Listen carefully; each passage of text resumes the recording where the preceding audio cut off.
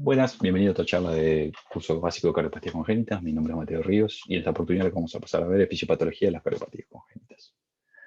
Conceptos que vamos a desarrollar en esta clase es que la historia importa. Básicamente lo que queremos que ustedes se lleven de esta charla es que cuando una cardiopatía, y básicamente son las complejas que precisan una circulación en paralelo, no va a poder hacer la transición a la vida extrauterina. Y si ese es el caso, van a aparecer los síntomas en etapas precoces de la vida postnatal, en la etapa neonatal, más que nada en los primeros dos o tres días de vida. Y si la cardiopatía no necesita la circulación en paralelo para subsistir, es decir, no requiere de cortocircuitos, habitualmente ocurre en etapas posteriores a esta de la transición. Y estos están más vinculados a cambios que ocurren después del nacimiento, fundamentalmente en lo que ocurre en la maduración de la vasculatura pulmonar.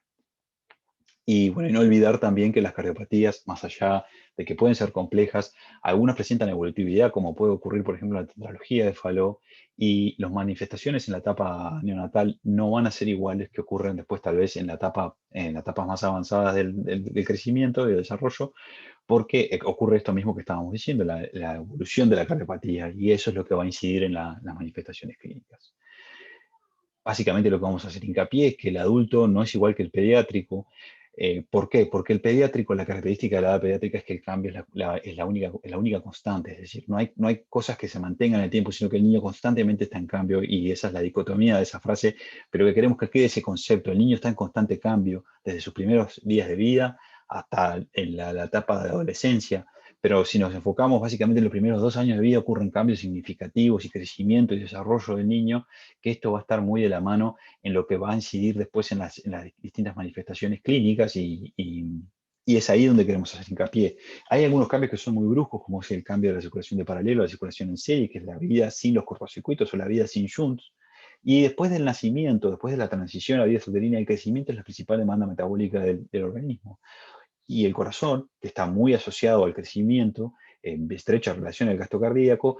está en sus límites de capacidades por la exigencia que determina este crecimiento. Pero así y todo, más allá de que están en condiciones de desventaja y que tienen poca reserva, tiene una gran capacidad de adaptabilidad, pero esa adaptabilidad puede tener consecuencias en lo que decíamos referencia, en el crecimiento y en posterioridad en el desarrollo del niño.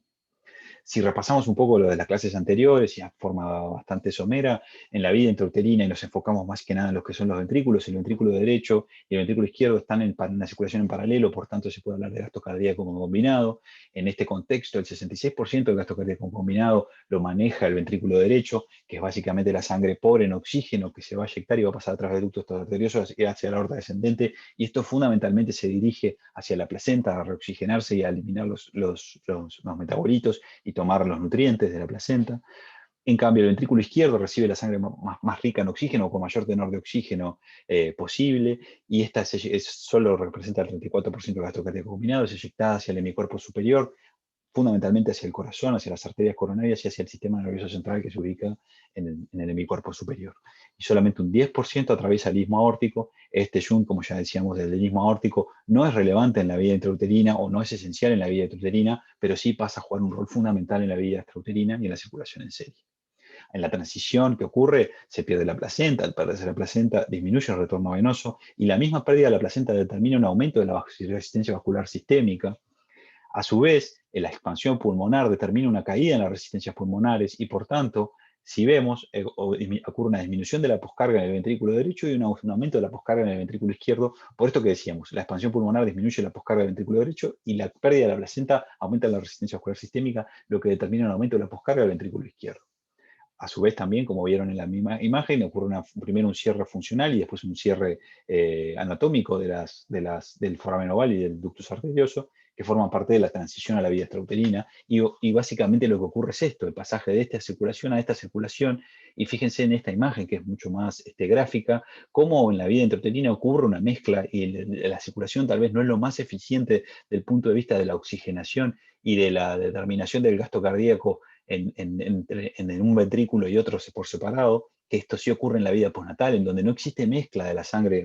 pobre en oxígeno con la sangre rica en oxígeno, y donde hay un ventrículo que está destinado a la circulación pulmonar, que es el caso del derecho, y a la circulación sistémica, que es el caso del izquierdo, después de la transición a la vida extrauterina.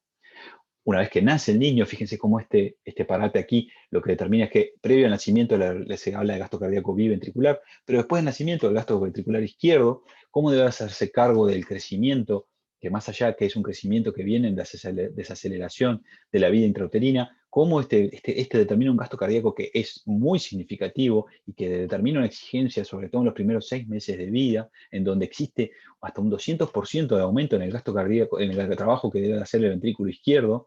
donde ese trabajo posteriormente, a medida que el niño va creciendo, va reduciéndose y se hace muy parecido al del adulto alrededor de los 6 meses de vida, pero en este interín el niño tiene una capacidad de adaptación menor porque sus miofibrillas no están maduras, porque sus canales, porque los túbulos T y el retículo endoplasmático y los canales iónicos no están maduros al suficiente, por tanto el rendimiento cardíaco no es igual que el de un adulto, y todo esto incide en que las capacidades de reserva sean menores, ¿sí? En lo que decíamos, por tanto el niño puede hacer frente a desafíos, sí, no quiere decir eso que no le puede hacer frente a desafíos, pero eso va a llevar de contrapartida que repercutir sobre el crecimiento, porque el gasto cardíaco izquierdo básicamente está destinado hacia el crecimiento. Entonces, después, viendo desde la perspectiva de lo que es la resistencia vascular pulmonar, y esto ya yéndonos después de la transición, más que nada a la vida postnatal, y fíjense cómo al momento de nacer, la resistencia vascular sistémica versus la pulmonar es, en la vida intrauterina, la resistencia vascular pulmonar es 10 veces superior a la resistencia vascular sistémica. Después del nacimiento baja a la mitad, es decir, la resistencia vascular pulmonar es la mitad de la resistencia vascular sistémica, y en los siguientes 6 a 8 semanas, fundamentalmente a partir de los 15 días de vida, ocurre una maduración pulmonar y un descenso de las resistencias vasculares pulmonares que determinan que la relación baje al 10%, es decir, al 10% de la resistencia vascular sistémica en la pulmonar. Entonces, este cambio va a ser de suma importancia porque va a determinar las manifestaciones que vamos a ver en algunas cardiopatías que no tienen impedido la transición a la vida extrauterina, pero sí la presencia de cortocircuitos determina que puede ocurrir el hiperflujo pulmonar, como vamos a ver. Si básicamente dividimos las cardiopatías en 4 síntomas y signos básicos, en los cuales nosotros nos podemos de ahí manejar y como quien dice, llevarnos en los distintos tipos de cardiopatía, serían estos 4 básicamente: la cianosis, el shock, la insuficiencia cardíaca y el soplo cardíaco. Pero tengan presente que esto es algo esquemático y que una cardiopatía tenga cianosis no implica que no pueda tener insuficiencia cardíaca, que no pueda tener soplo o que no pueda presentarse con shock cardiogénico en la etapa neonatal. Entonces, este concepto es importante que lo tengan presente para desarrollar lo que ahora vamos a ver de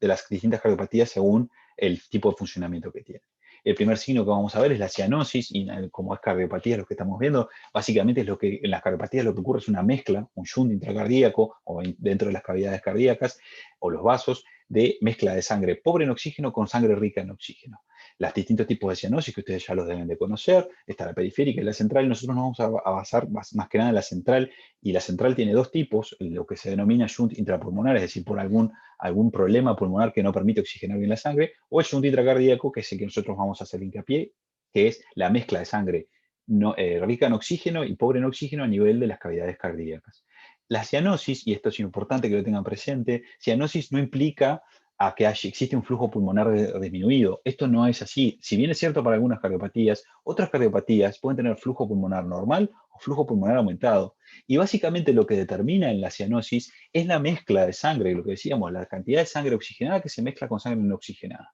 Tengan presente que las cardiopatías pueden ocurrir mezcla porque se trata de un ventrículo único, donde toda la sangre llega a ese ventrículo único, o porque existe una obstrucción al tracto de salida del ventrículo derecho y como ocurre en la tetralogía de Fallot, a través de una CIB la sangre pobre en oxígeno pasa hacia las cavidades izquierdas y se mezcla en el ventrículo izquierdo. Ocurre una mezcla, como puede ocurrir en el retorno venoso sistémico, como puede ocurrir en el retorno venoso pulmonar anómalo total, en donde todo el circuito pulmonar, las venas pulmonares drenan en el circuito sistémico y por tanto existe una mezcla completa a nivel venoso. Entonces, esto les digo para que miren este cuadro que les ponemos aquí a la derecha. Esto es conceptualmente llevándonos al contexto de un ventrículo único. Y fíjese que en este contexto de un ventrículo único, en donde llegan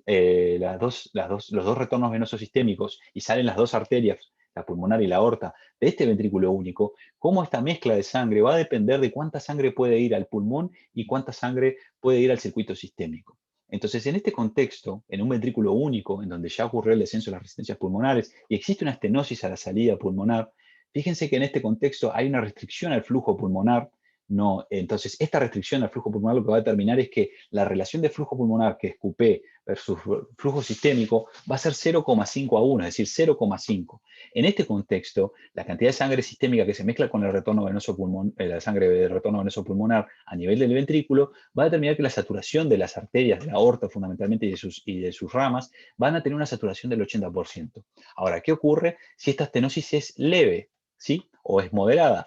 ¿Qué puede ocurrir? En este contexto, el QPQS está más balanceado, lo que llamamos nosotros en una fisiología de ventrículo único, como es este el ejemplo, y el QPQS está 1 a 1, es decir, es básicamente la misma cantidad pasa por los pulmones que pasa por el flujo sistémico. En ese caso, la cantidad de sangre que se va a mezclar con saturación, fíjense la saturación, aquí marca la saturación hipotética que estamos manejando, en este contexto de mezcla completa a nivel del ventrículo único, la saturación a nivel de la aorta, luego de esa mezcla completa y de sus ramas, va a estar en 85%. En cambio, si el QPQS estamos hablando de 4 veces superior el flujo pulmonar al flujo sistémico, y en este caso es un contexto en el que no existe restricción al flujo pulmonar, ya hubo el descenso de las resistencias pulmonares y la válvula pulmonar no tiene estenosis, entonces en este contexto existe una sobrecirculación importante de sangre y esto lo que determina es que venga muchísima sangre a través de las venas pulmonares y al mezclarse con la sangre de retorno venoso sistémico, la caída de la saturación no va a ser tan importante porque hay muchísima sangre rica en oxígeno que se mezcla y esto determina que exista una desaturación relativa que es de un 94%. Entonces, esto es importante tener presente porque en un caso, en contexto de una fisiología única, la saturación, fíjense que si tenemos un ventrículo único, no va a ser tan bueno estar en este contexto del 94% porque esto implica un hiperflujo pulmonar y podemos estar hablando de insuficiencia cardíaca también. Y en este contexto estaríamos en el más ideal, que es el balanceado, y por eso es que en los ventrículos únicos habitualmente se intenta buscar este objetivo de saturación sistémica. En el contexto bueno, el ejemplo que ya lo habíamos desarrollado en la clase de introducción, fíjense que esta es la circulación en el caso de un ventrículo que tengamos ausencia del ventrículo derecho. ¿Sí? En este contexto, el retorno venoso sistémico y el retorno de mi cuerpo inferior y mi cuerpo superior se mezcla con el retorno de la vena umbilical, por tanto la sangre pierde su rica oxigenación y tiende a estar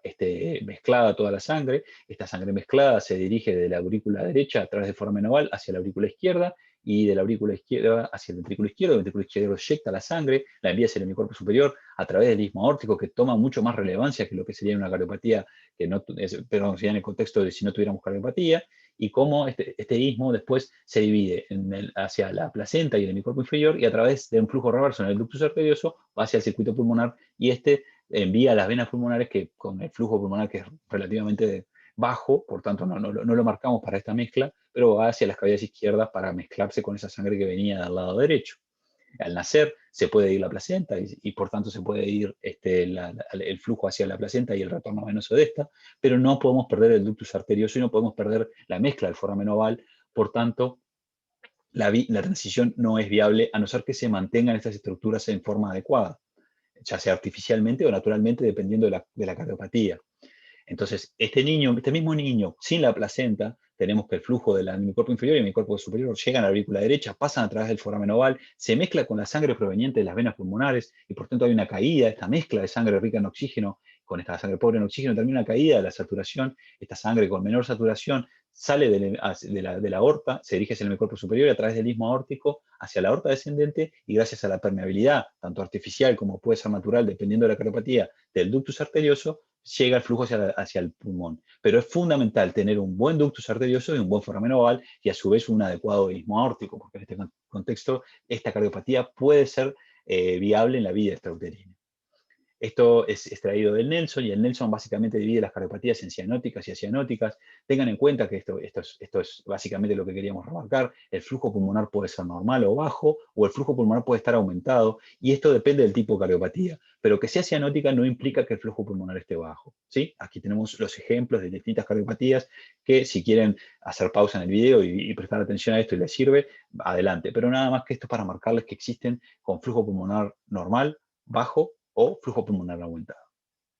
Pasando al siguiente ítem que estamos viendo, el siguiente signo o síntoma, el shock el shock cardiogénico, que es en realidad la falla para mantener la circulación sistémica, porque existe alguna obstrucción severa del lado izquierdo, ¿sí? Que no permite que el gasto cardíaco izquierdo llegue en forma adecuada y por tanto el corazón ya no estamos hablando de insuficiencia, que estamos hablando de una hipoperfusión, que es lo que ocurre en el estado de shock, una hipoperfusión del circuito sistémico. En el contexto de, este va a ser un ejemplo, una interrupción del arco aórtico, o puede ser también el caso de una coartación de aorta crítica. Si tenemos el retorno, tenemos la circulación en la vía intrauterina, tenemos la circulación de la placenta con el retorno de la vena umbilical, que pasa hacia las cavidades, preferencialmente, como ocurre habitualmente, hacia las cavidades izquierdas, esta sangre rica en oxígeno, pero existe una cierta mezcla con el retorno venoso sistémico tanto del hemicuerpo superior como inferior. Esto determina que las cavidades derechas manejan más que nada la sangre pobre en oxígeno o con un tenor menor de oxígeno, que se dirige a los pulmones, al hemicuerpo inferior y hacia la placenta para tomar el oxígeno, como decíamos previamente, y el retorno de las venas pulmonares, que se mezcla parcialmente con este retorno preferencial de la vena umbilical, que pasa a las cavidades izquierdas, y las cavidades izquierdas más que nada se va a dirigir al hemicuerpo superior. ¿Por qué? Porque el istmo aórtico no está presente. Recuerden que estábamos diciendo que es una interrupción del arco aórtico. En el caso de la transición a vía extrauterina, no podemos prescindir del ductus arterioso, no porque es el flujo pulmonar, sino que va a ser dependiente del flujo del hemicuerpo inferior, va a ser dependiente del ductus arterioso. O sea que no podemos perder el ductus, y el foramen oval puede o no ser necesario, pero la realidad es que es más importante el ductus arterioso, y el istmo aórtico no está. Entonces este niño no puede hacer una transición sin mantener el cortocircuito dado por el ductus arterioso. Este mismo niño, luego que nace, lo que tenemos es que el retorno venoso sistémico y el retorno del hemicuerpo superior y inferior se mezclan en la aurícula derecha. Esto pasa hacia el ventrículo derecho y el ventrículo derecho se dirige hacia la arteria pulmonar. Pero parte de esta sangre tiene que pasar por el ductus arterioso y dirigirse hacia el hemicuerpo inferior porque no existe flujo del istmo aórtico. Del lado izquierdo lo que ocurre es el retorno de las venas pulmonares que se dirige a la aurícula izquierda del ventrículo izquierdo, eyecta hacia la aorta, pero la aorta puede solamente perfundir el hemicuerpo superior. Entonces, si se cierra el ductus arterioso, este niño va a sobrevenir lo que nosotros conocemos como shock cardiogénico. La hemicuerpo inferior va a tener una hipoperfusión severa que va a terminar en un estado de acidosis metabólica y hiperlactacidemia, y en un estado de shock del hemicuerpo inferior que va a incidir en todo el metabolismo. Si bien el principal perjudicado es el hemicuerpo inferior, esto termina incidiendo en todo el organismo y el niño se presenta en shock. Por tanto, es fundamental, y aquí lo remarcamos, es fundamental que el ductus arterioso no se cierre. Entonces, en las cardiopatías acianóticas, que es la que lo divide Nelson, fíjense que esta, en realidad, la interrupción del arco aórtico no podríamos decirle la acianótica 100%, porque el hemicuerpo inferior va a estar perfundido por sangre desaturada, pero la coartación de aorta, que es el ejemplo más típico de estas cardiopatías que se presentan con shock cardiogénico, es de tipo acianótico al momento de nacer. Si el ductus está abierto, podemos detectar esa desaturación del hemicuerpo inferior, pero el niño puede pasar desapercibido y al momento de cerrarse el ductus es que sobreviene el shock cardiogénico y por tanto el Nelson las cataloga como las acianóticas. Pasando a la siguiente ítem, que es la insuficiencia cardíaca, y ustedes ya se podrán hacer una idea de lo que mencionamos previamente, que si existe insuficiencia cardíaca, lo que va a estar repercutiendo es en déficit en el crecimiento, va a haber un hipocrecimiento, ¿sí?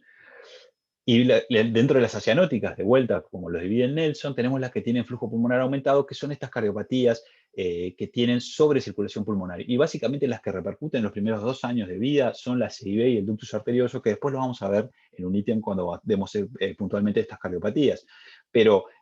lo que queremos remarcar es que en este contexto lo que le ocurre al niño es, como ya lo vimos en la clase de transición y en la introducción, si un paciente tiene una CIB, no va a tener dificultades para hacer la transición, va a poder prescindir de todas las estructuras que decíamos, de los cortocircuitos, y va a tomar relevancia el istmo aórtico como debe hacerlo, y el niño va a poder hacer la transición de circulación en serie, de circulación en paralelo a la circulación en serie, con un shunt que va a estar dado por la CIB, pero en ese momento del nacimiento no va a tener mucha relevancia. Recuerden que al nacimiento las resistencias pulmonares se mantienen todavía más aproximadamente la mitad de la resistencia sistémica.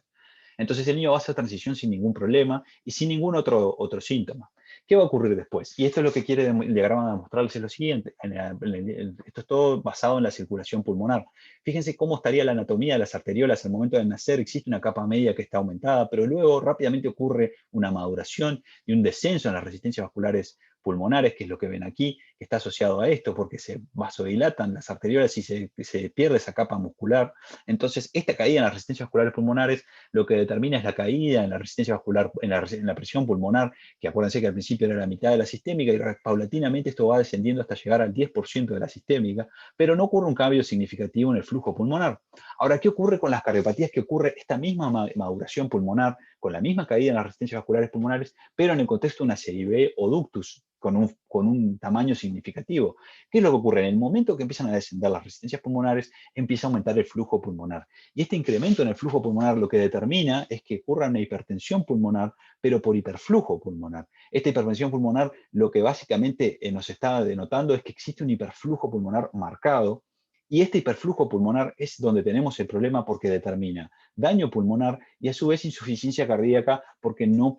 hay gasto suficiente para dividirse entre los dos circuitos. El ventrículo izquierdo debe mandar sangre para recircular a los pulmones y sangre hacia el circuito sistémico para el crecimiento, y ahí es donde sobreviene el déficit y la insuficiencia cardíaca. En el ejemplo, si lo llevamos a lo que ocurre en el bebé después que pasa la etapa de transición y después que madura el pulmón y progresivamente desciende las resistencias vasculares pulmonares, ¿qué es lo que ocurre? El retorno de todo el cuerpo va hacia la aurícula derecha, se dirige hacia el ventrículo derecho lo eyecta, pero ¿qué pasa? Lo eyecta con una mezcla proveniente del ventrículo izquierdo, y por eso ven cómo la saturación cambia de color, pasa de tener azul a un color violáceo. ¿Por qué? Porque se mezcla sangre pobre en oxígeno con sangre rica en oxígeno, hay una recirculación de sangre, y la flecha lo que quiere marcar es eso, cómo hay un aumento de la circulación pulmonar, hay un aumento del retorno venoso pulmonar, va a haber un aumento de cantidad de volumen que es manejado por las cavidades izquierdas, y el ventrículo izquierdo debe dividir su gasto en el circuito sistémico y la recirculación que ocurre hacia el circuito pulmonar. Y esto lo que determina es una insuficiencia de gasto hacia el organismo, lo que va a determinar una deficiencia para el crecimiento, pero a su vez una repercusión sobre el pulmón, con edema pulmonar, con síntomas respiratorios que están vinculados a este hiperflujo pulmonar, y una sobrecarga sobre las cavidades izquierdas porque trabajan en exceso para enviar sangre tanto al circuito sistémico como para el circuito pulmonar. Entonces los problemas están ahí: problema en los pulmones, problema de sobrecarga del corazón y trabajo en exceso, y deficiencia del flujo sistémico para proveer del adecuado gasto cardíaco para el crecimiento.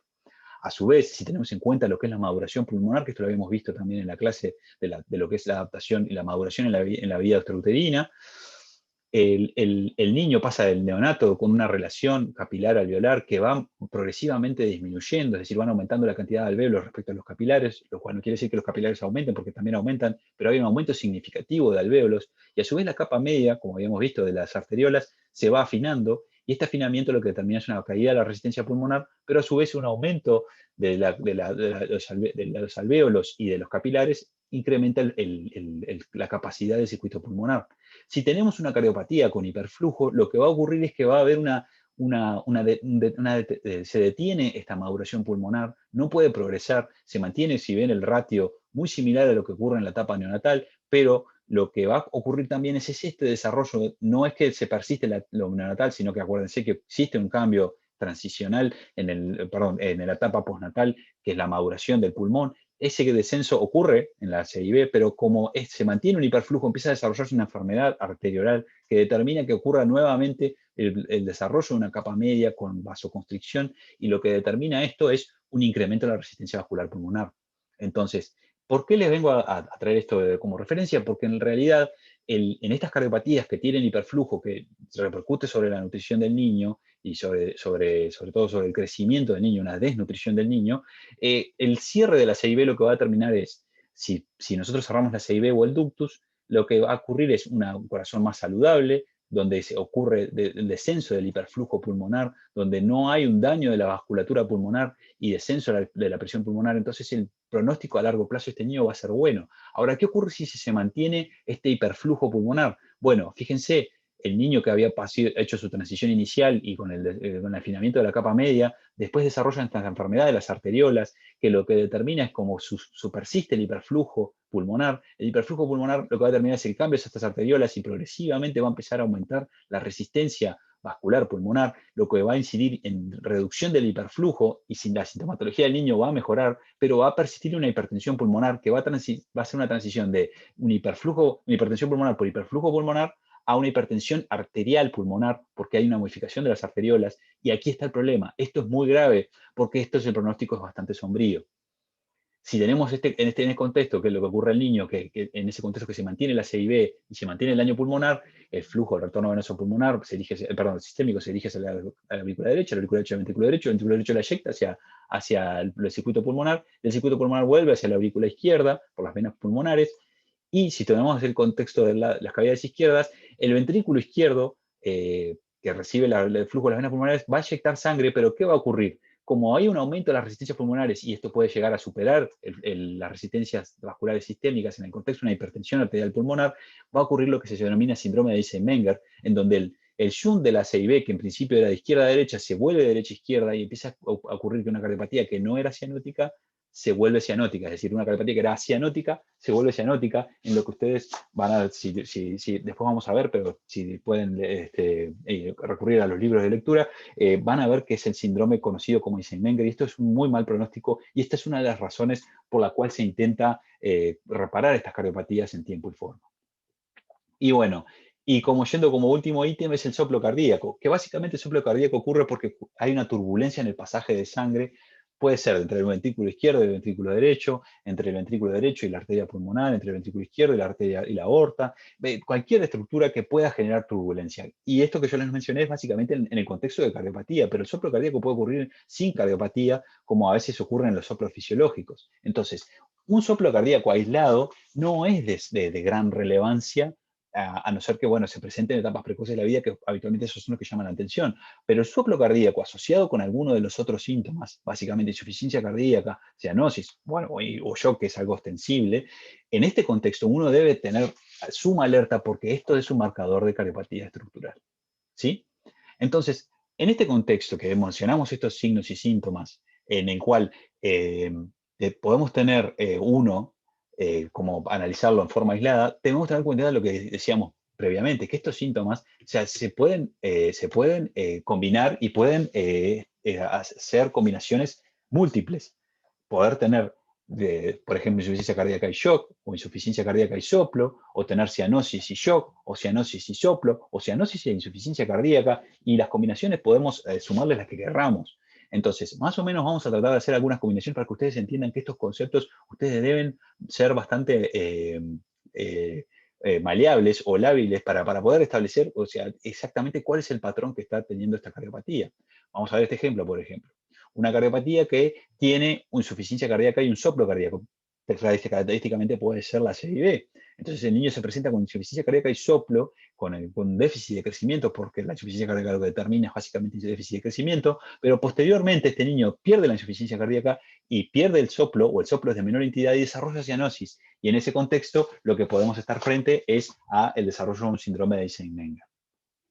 Este ejemplo número 2, en el cual tenemos un shock cardiogénico y soplo, como puede ser, por ejemplo, en el contexto de una coartación de aorta con una CIB, que podemos ocultar la CIB, pero también tener el shock cardiogénico producto de la coartación de aorta. Y si se repara la coartación de aorta y no se incide en el flujo que va a ir hacia los pulmones, el niño, después de reparado la coartación y sacado del shock cardiogénico, podemos encontrarnos en un contexto de insuficiencia cardíaca, porque ahí empieza a predominar el hiperflujo pulmonar. En cambio, en este paciente, en el cual es una cardiopatía que tiene un soplo, está cianótica, pero aparte se encuentra en shock, como puede ocurrir, por ejemplo, en el síndrome de ventrículo izquierdo hipoplásico, en este contexto, el niño puede, después de reparada la aorta y que se crea una aorta adecuada con un adecuado flujo, el niño en etapas posteriores puede desarrollar insuficiencia, seguir cianótico y desarrollar insuficiencia cardíaca, porque no se limitó en forma adecuada el hiperflujo pulmonar, y el niño, una vez resacado de su etapa de shock y reparado en forma parcial, porque recuerden que las cardiopatías complejas habitualmente siguen el camino de la paliación, es decir, van a una fisiología que después vamos a ver, que se denomina fisiología de Fontán, pero esto se hace por etapas. En ese proceso de esas etapas podemos tener este contexto de insuficiencia cardíaca. Y bueno, como una de las últimas cosas que queríamos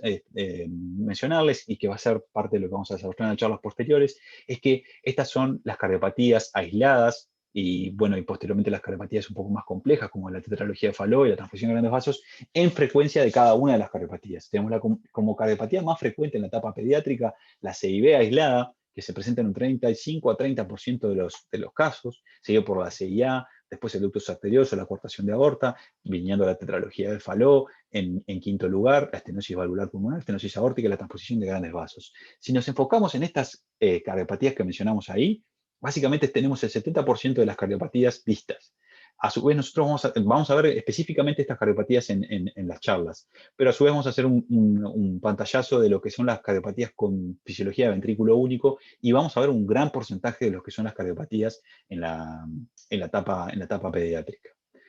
En suma, de esta charla, que lo que queremos que se lleven es que para entender las manifestaciones que presentan las cardiopatías, debemos tener presente los cambios que ocurren al nacer, los requerimientos metabólicos del niño para el crecimiento y cómo estos interactúan con la cardiopatía de base que tiene.